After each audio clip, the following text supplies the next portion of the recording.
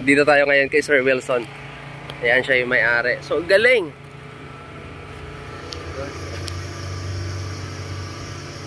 Anong variety ito, sir? Dolcet. Dolcet.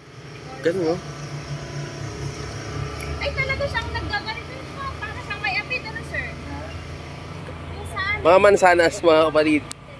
Grabe, galing. Ano yun, sir?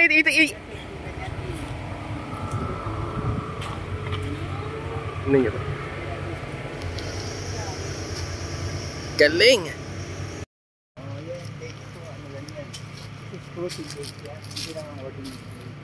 Yung parang may nakapagsabi na ikaw daw ang nag-ano dito sa may ano, sa may Magalang ano. Dito sir sa may Magalang. Parang sa'yo daw binili. Mansanas. Woo! Ayan mga kapatid, ang dami, lalaki. Low quality. Woo! Kaya pala nung nag-fruit sila, ano? Fruiting date namin, ako lang meron sa Pilipinas. Mansanas. Kasi, Lalaki na, oh. culture import ko from England. Ang tanim ko siya next year, fruiting namin. Yung tunay ng date, dahil fruit niya, very meaty, butong maliit. Tapos, very, Galing. very crispy siya. Yung nandito sa ano, kasi lang Oh? Na all. Mansanas, maawa dito, lalaki. Woo! Yung kanina, may bunga na. Ang dami, grabe. Mansanas. Kala nyo, ha? Ito, mansanas, oh.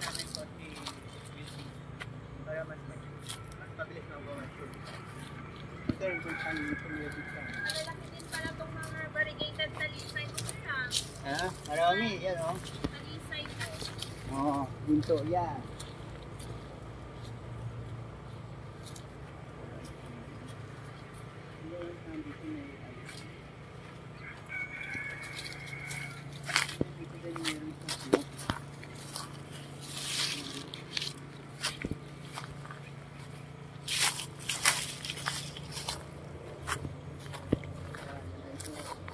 Ayun!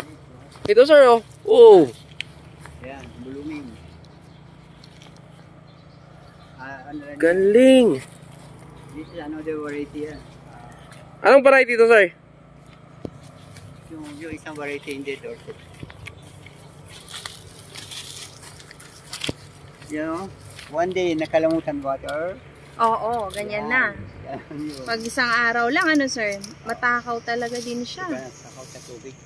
This land not like... Eh, magkano ang benta nyo po ng ano? Ano? For example, yung may bunga na po. Binibenta nyo ba yon?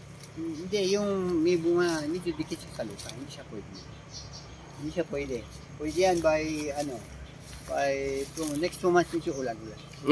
Pero yung ibang ano dun, sir, binibenta nyo? Oo. Pagkano?